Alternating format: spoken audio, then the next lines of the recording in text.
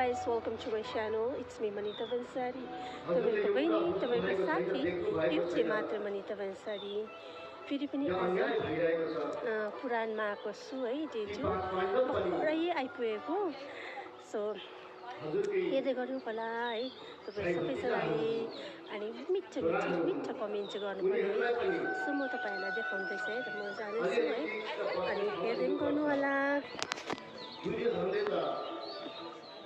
सिङताममा भन्सारी निवासमा हाम्रो पुरानो हुँदैछ भन्सारी निवासमा है। म अब चाहिँ जाँदैछु हो तपाईँको, अनि एज अलवेज जुत्ता चाहिँ यहीँ खोल्नुपर्छ।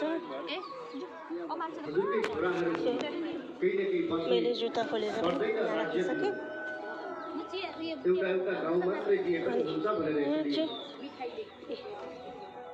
विद्युत देख्दै भन्दै थिए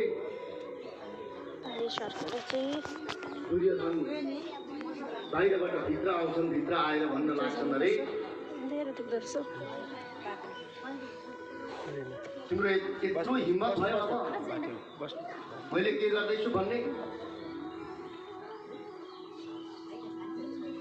मैले आज तिमीलाई कुनै पद दिएँ भनेर त्यो पदमा छु भनेर महाराज कहाँ आएर मेरै कुरा लगाउने, यहाँबाट अब गइहाल भनेर यसरी दुर्योधनले बताउन लाग्छन् विदुरलाई। विदुरले पनि मलाई यो कुनै पदको लोभ छैन, म त जान्छु गएर भगवानको नाम संकीर्तन गरेर भगवानको नाम जपेर बरु वनमै बस्छु। यहाँ त अन्याय भइरहेको छ, के गर्ने, भोलिको दिनमा राम्रो सङ्केत दिइरहेको छैन भनेर मैले मात्र बताएको हुँ महाराजलाई भनेर आफूले बोकेको त्यो धनुकाँड दैलाका ठेलामा राखेर उहाँ वनतर्फ जानुभयो। गएर भन्नुहुन्छ आफ्नो पत्नीलाई, हे विदुरानी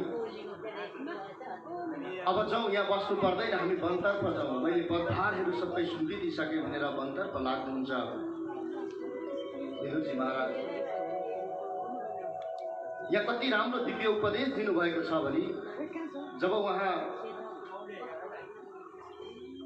त्यो राज्य त्यागेर राज्यलाई छोडेर वनतर्फ जानुभयो, आफूले बोकेको जुन धनुकाँड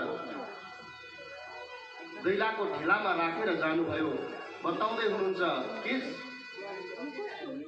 त्यहाँ इसारा गर्दै हुनुहुन्छ, सङ्केत दिँदै हुनुहुन्छ भने यो एउटा घरभित्रको सानो झगडा हो।